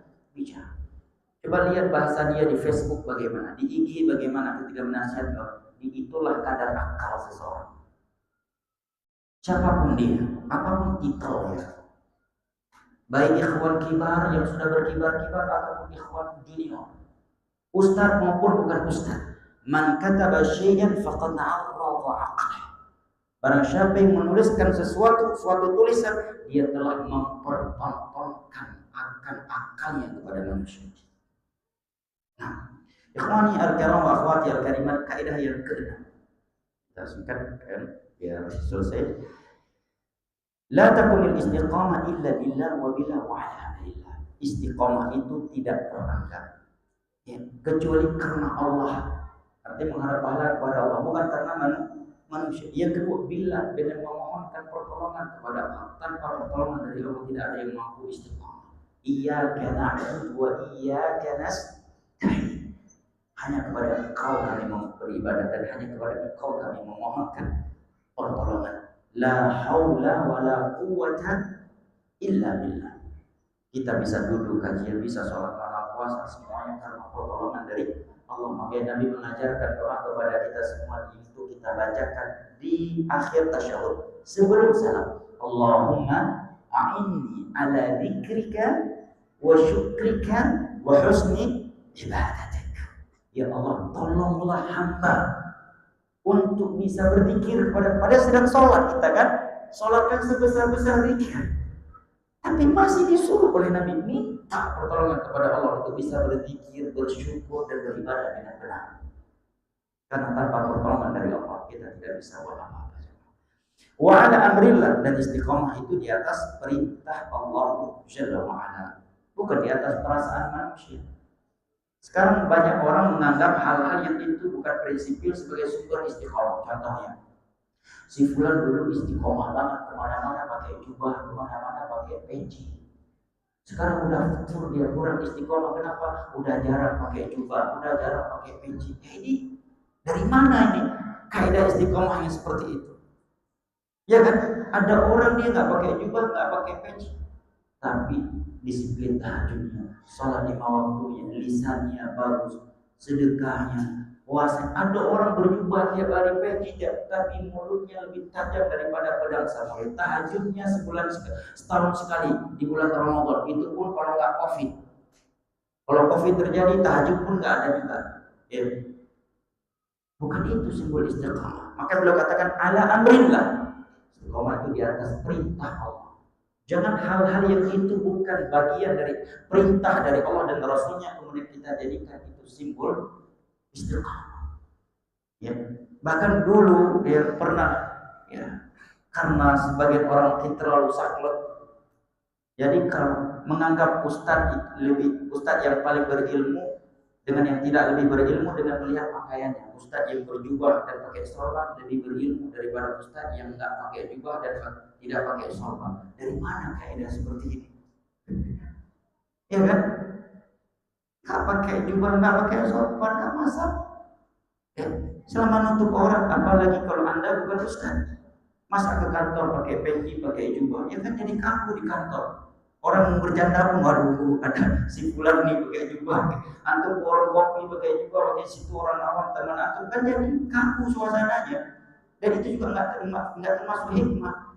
Kita masih bisa pakai pakaian lainnya yang membuat kita mudah berbaur dengan masyarakat selama tidak melanggar agama Allah.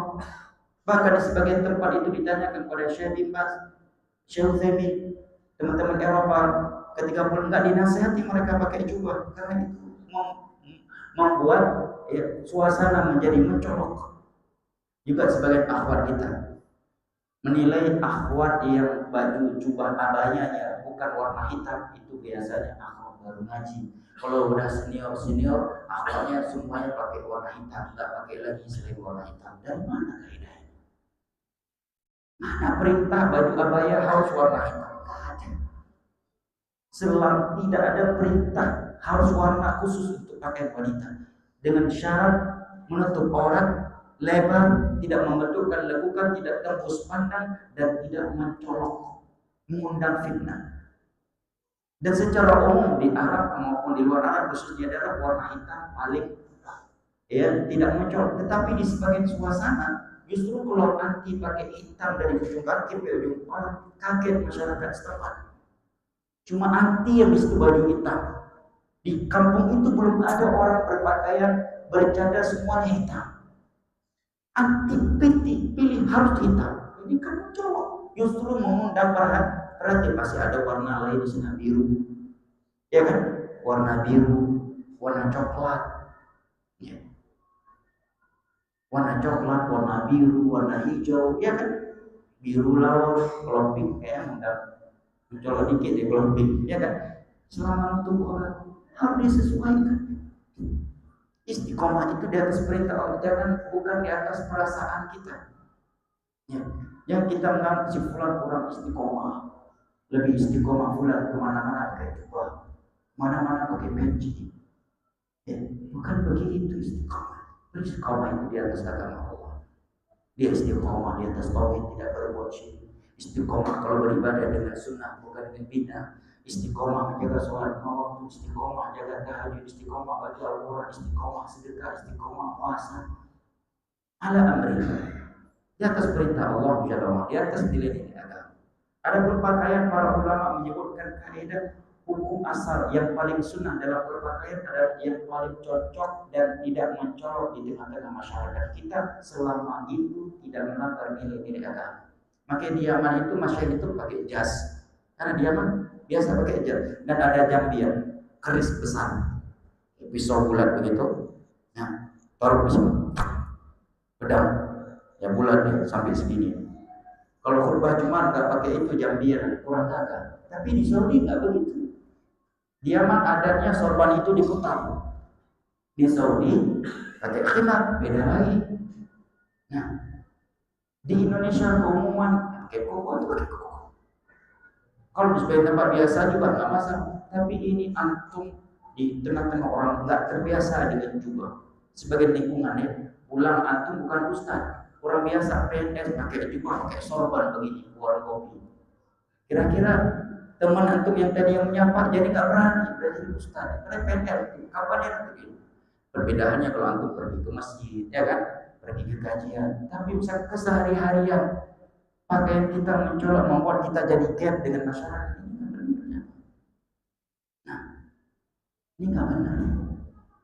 Maka sebagian ustaz kita bahkan ketika acara dengan masyarakat Saudi tapi acara dengan negara kita, ustaz kita pakai batik, pakai baju batik. Nah itu simbol negara kita, itu pakai kebiasaan negara kita, masyarakat kita secara umum. Sopan resmi. Itu ada beberapa ustaz kita. Ketika ada perkumpulan dengan atas sesuatu, saya pakai batik, yang di Saudi pakai jubah. Artinya bukan nggak boleh pakai jubah, tapi ada sebagian teman-teman agak saklek dalam masalah pakaian. Bahkan dulu Anda masih ingat ya, kalau menuntut ilmu, kalau ustadznya naik mimbar dengan jubah dan sorban, isikan berarti lebih berilmu daripada ustadz yang pakai celana kain dengan koko pakai peci. Ya, seakan yang pakai jubah dan sorban lebih berilmu. Kan bukan itu standar ilmu. Ya, ikhwan yang sering jubah kemana-mana lebih istiqomah daripada ikhwan yang nggak pakai jubah tapi pakai koko. Dari mana kaidah seperti itu? Nah, ini harus perhatikan selama pakaian tidak melanggar nilai-nilai agama, masih dalam kata sopan, santun, tidak mengundang fitnah, maka itu yang terbaik dan paling cocok dengan masyarakat. Dimana kalau kita berpakaian demikian, masyarakat tidak segan menyapa kita, tidak gap, tidak ada gap antara kita dan kemauan masyarakat. Itu yang paling benar, yang paling sesuai dengan sunnah Nabi SAW. Nah, apalagi antum yang memang pekerjaannya ASN atau masyarakat sehari-hari bukan sebagai ustaz. Kalau di tengah-tengah masyarakat ustaz yang beri pakai jubah itu biasa. Akan kalau nggak pakai jubah, nggak pakai sarung mungkin kurang wibawanya.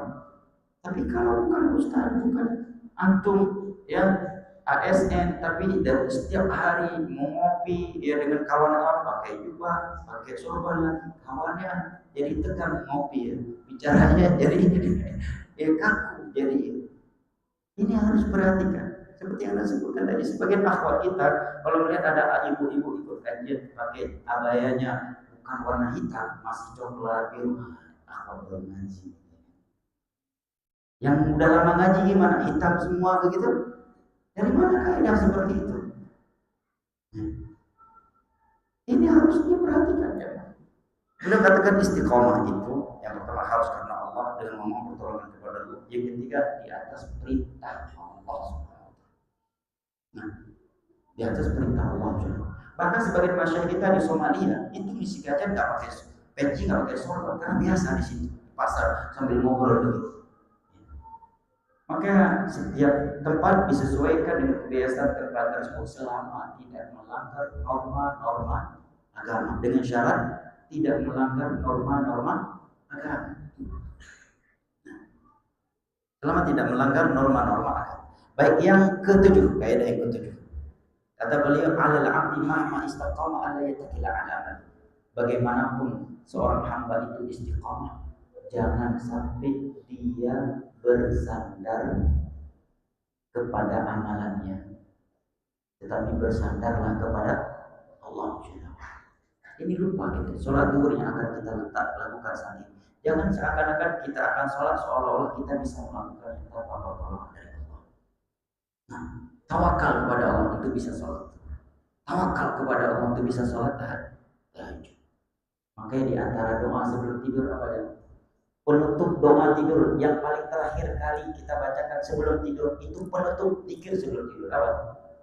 Allahumma aslamtu nafsi ilaika wa wajjahtu wajhi ilaika fa waqta amri ilaika wa alja'tu dhahri ilaika la ma'ja wa la ma'ja illa ilaika amantu bi kitabilladzi anzala nabiyyika alladzi arsala. Isinya tawakal. Ya Allah, hanya kepada Engkau aku serahkan jiwaku. Aku serahkan segala urusan. Hanya kepada Engkau aku menghadap. Tawakal. Tidak boleh jemaah kita tertipu dengan amalan kita. Bayangkan Umar bin Khattab, kita tahu kan siapa Umar bin Khattab. Setelah Nabi meninggal dunia, beliau datang ke rumahnya Hudzaifah. Bertanya kepada Hudzaifah, kenapa beliau mendatangi Hudzaifah? Karena Hudzaifah pemegang rahasia Nabi tentang nama-nama orang-orang munafik di Madinah, itu cuma Hudzaifah yang tahu. Ya, Nabi cuma menyampaikan kepada Hudzaifah, diberikan kepada Hudzaifah, ini fulan munafik, fulan munafik, fulan munafik. Cuma Hudzaifah yang diberikan. Ya. Umar setelah Nabi meninggal datang kepada Hudzaifah mengatakan, dengan nama Allah aku meminta kepada Asamman Rasulullah sallallahu alaihi wasallam minal munafiqin. Apakah Nabi pernah menyebut nama Umar bin Khattab dari nama-nama orang munafik? Wahai Hudzaifah, tanya Umar. Mereka nggak pernah terlalu pede, terlalu percaya diri dengan ibadah mereka.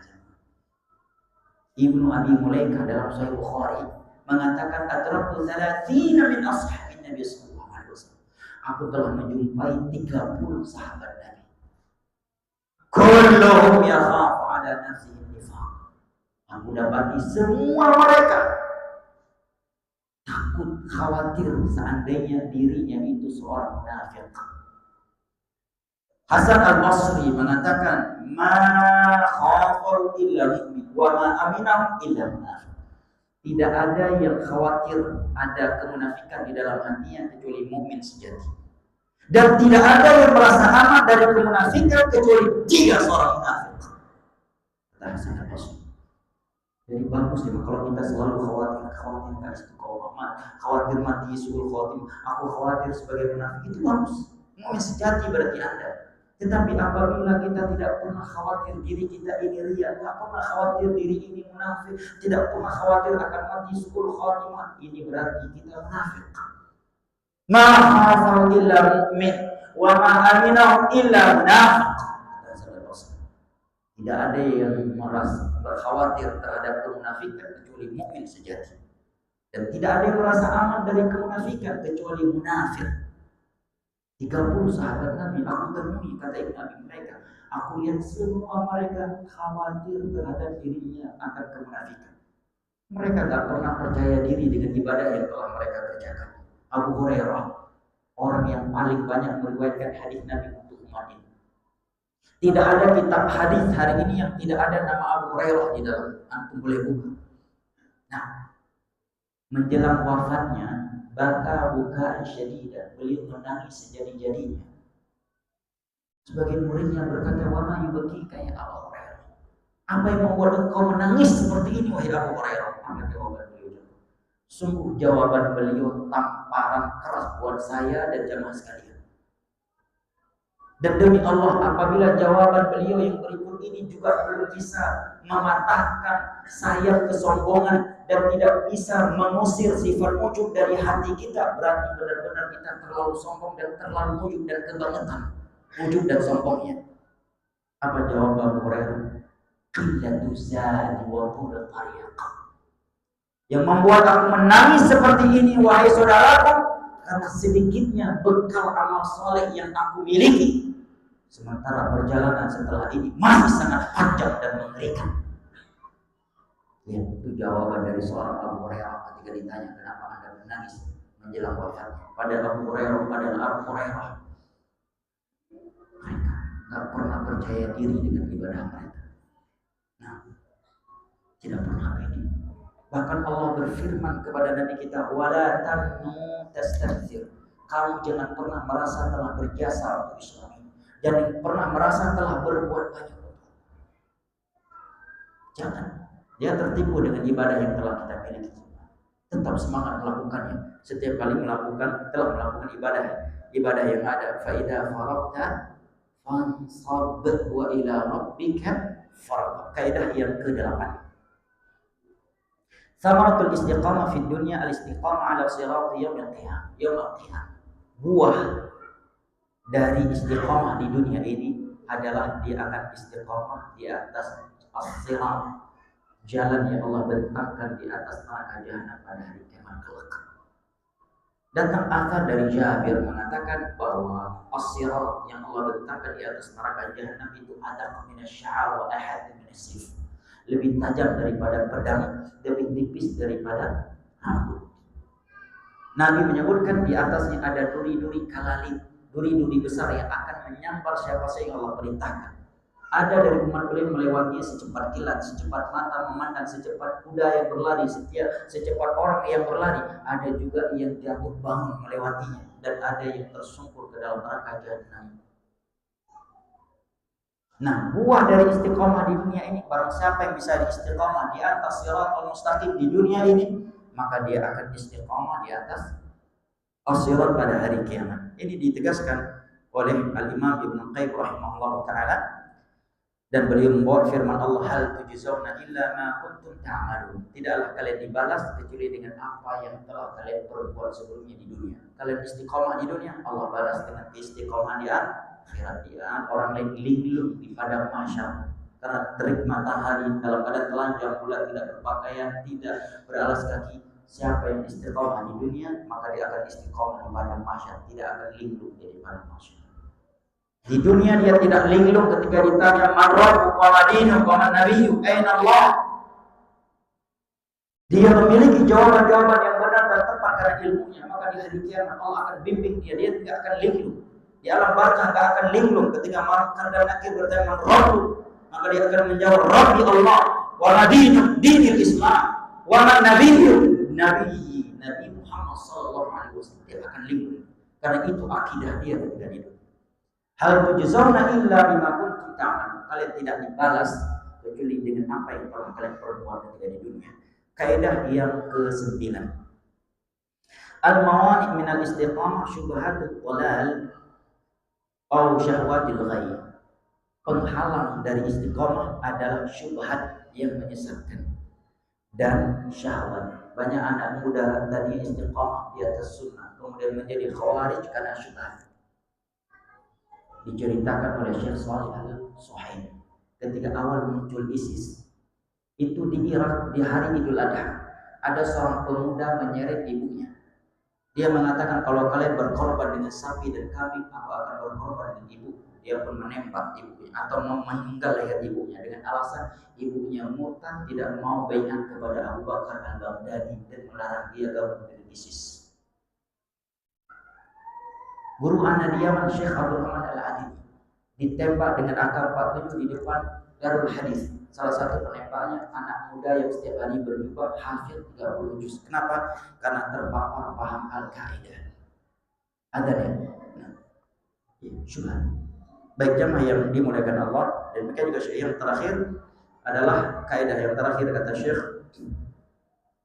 bahwasanya penghalang istiqamah sebagian besar kaum muslim hari ini adalah tasyabbuh dengan budaya orang-orang kafir, baik dalam hal akidah, ibadah dan muamalah. Hari ini ya banyak orang tasyabbuh dalam bab akidah, dalam bab ibadah, dalam bab akhlak dengan orang-orang kafir. Ini salah satu penghalang berat orang istiqamah hari ini.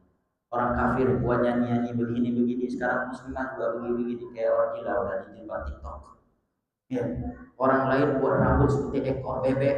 Ya, anak-anak muslim hari ini juga punya rambut seperti ekor bebek rambutnya dan seterusnya. Mereka juga dalam masalah akidah dan ibadah. Wallahu taala alam bisawab. Karena waktu yang membatasi kajian kita dan sudah masuk waktu zuhur, kita cukupkan sampai di sini. Lebih dan kurangnya anak maaf. Mudah-mudahan Allah Jalla wa Ala kembali mempertemukan dan mengumpulkan kita semua di dalam syurganya pada hari kiamat kelak ma'an nabiyyin wasiddiqin wasyuhada'i wassalihin wa hasuna ulaika rafiqa. Allahumma muqallibal qulub tsabbit qulubana 'ala dinik. Rabbana la tuzigh qulubana ba'da idh hadaytana wa hab lana min ladunka rahmah innaka antal wahhab. Subhanakallahumma wa bihamdika asyhadu an la ilaha illa anta astaghfiruka wa atubu ilaik. Wassalamu alaikum warahmatullahi wabarakatuh.